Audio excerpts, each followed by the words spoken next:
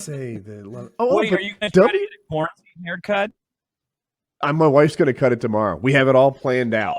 Yeah, that's a live stream. That's a live stream and a half. Yeah, that's not a bad idea. No, so she's going to cut my hair, and she's like, we intentionally are doing it the day after the show. So we have 6 days to recover from whatever is left over. Now, there'll be live streams, twitch.tv, Woody's Gamer Tag. You have 5 days to recover and 1 day to pick out a hat. I've already got that girl's cowboy hat. I'm going to rock it. No, my head, my head's already enormous. And my hair is not doing me any favors right now. I need to. I'm gonna cut my own hair if it comes down to it. My hair on camera, I think, looks okay. Like right now, that I'm okay with this. If you saw what it really looked like, the absolute mess that is around my ears, above it and around it, and going. If you saw the mullet I had in the back, and I'm not used to long hair, so to me, it's absolutely insulating and hot happening in here. Like it's thick and I have really thick hair, especially and it's warming. I don't like when I go like this. I can feel it on my neck. And we're gonna trim it. I think I'm gonna keep the top a little longer than I used to cut it, but not at this point. Oh, you're gonna for the first week or two of the quarantine. No, it's probably a few weeks in. Like I let my beard go because I was like, oh man, it'll be funny to just let it go for however long this takes. And then it only took 5-6 days before I had that thing where my neck hair just connected to my chest hair. God. And I was like, all right, this has got to change. This is disgusting. Now I'm trimming my beard. I was wearing, I guess, what you call blue dress shorts for a while. And then it's like, I'm quarantined. What am I trying to prove?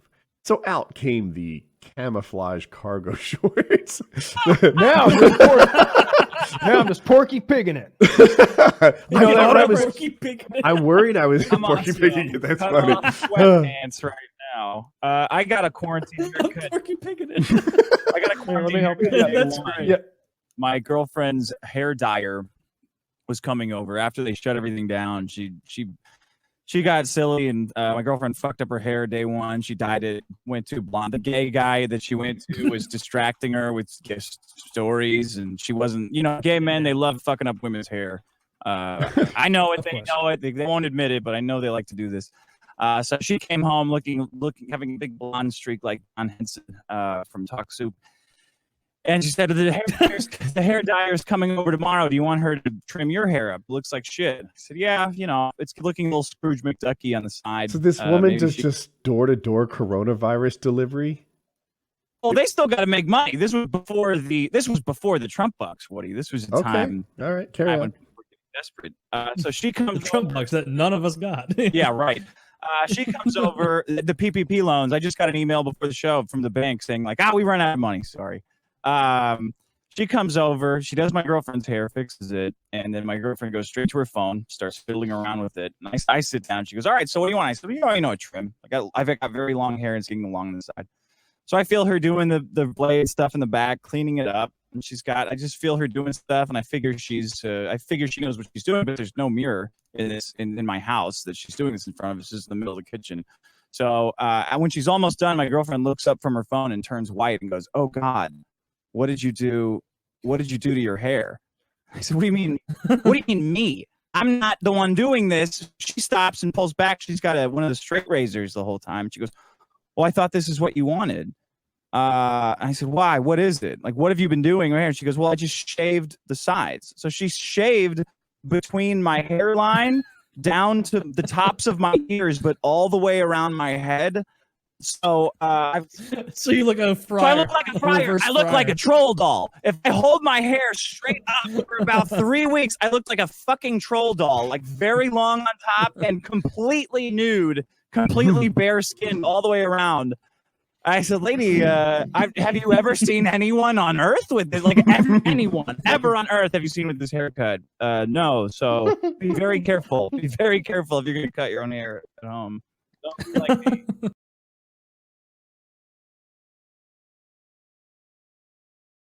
And that's the thing for me. That's been the most difficult part of this quarantine is my snacking is absolutely out of control. It's hard to exist next to the snacks all the time and have discipline all the time. Yeah. Yeah. I went out to the store a few days ago and I got myself a bunch of Spanish Redskin peanuts, my favorite kind of peanuts. I love those, and they're almost gone. I think it's racist Taylor, to is call there them the any Spanish news? peanuts. Have you gotten any news from your job when you might be going back? Are they even thinking about like? So basically, the Getting way back it in is, the office? Like it depends on the client that I have, and so like I was blessed that it was more like go to meetings, do the things like that, and like everything I'm doing now is over calls, and my efficiency working from right here every day has skyrocketed because meetings that otherwise would have taken I'm a fucking retard, taken 2 hours if you were sitting in a because everybody's talking, they're chit-chatting and everything during meetings. What do you know how it is where everybody little small talk, little breaks, things like that no longer happens. It's like buckle down, every call is like get it fucking done, and then it's like, oh shit, that was a 31-minute call that would have otherwise been something I have to go into an office building somewhere and sit there for 2.5 hours. Now I can bang out everything they want me to do in the next couple hours. And so I'm able to start streaming by like 4:30 or so. Are you exaggerating with the 2.5 hours? You are, right?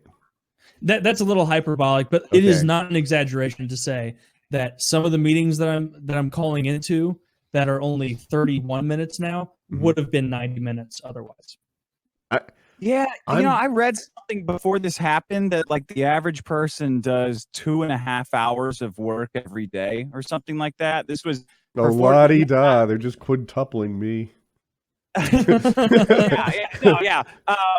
I don't know. What do you guys think? We're all going back, or everybody else is going back to the office after this? Like, what do you think do you think there's going to be any long-term effects? Commercial real estate is going to take a huge hit.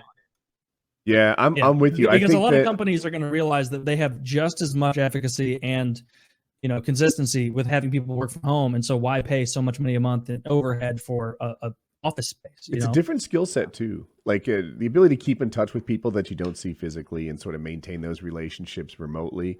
I worked with a woman who was great at it. She called. You just liked her when she was on the phone. I felt like I wasn't great at it. That I did a little better when I saw the person in person every now and then. That it did a lot to make these emotional deposits in that bank account. So I can see you not being good over the phone, Woody. Words hurt, Dick. You're a 1,000,000% true there. Yeah, some people are better especially at it. if you're going to be in sales, if you're going to present something to someone, like especially when I go on behalf of a client to a retail headquarters like Walmart, Walgreens, CVS, Kroger, whoever, like being in person is integral because you command attention when you're in person. Whereas on a Zoom call, not really. Oh,